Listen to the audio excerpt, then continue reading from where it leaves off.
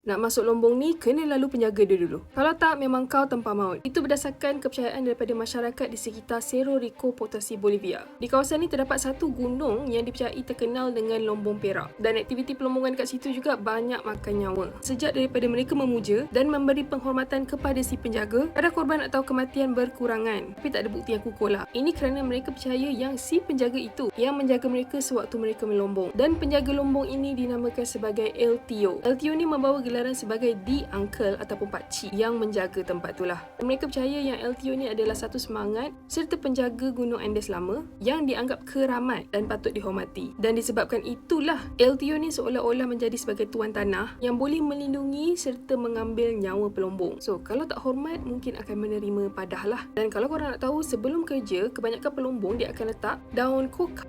Korang tahu kan? And then dia akan letak rokok dan ada juga yang akan letak arak. Ada setengah tu dia akan letak darah haiwan. Mereka anggap ini bukan sekadar ritual, tapi cara untuk selamatkan nyawa mereka semasa mereka melombong. Dan sampai ke hari ini, pelombong serta masyarakat setempat yang nak masuk ke dalam lombong tersebut perlu memberi bayaran kepada El Tio.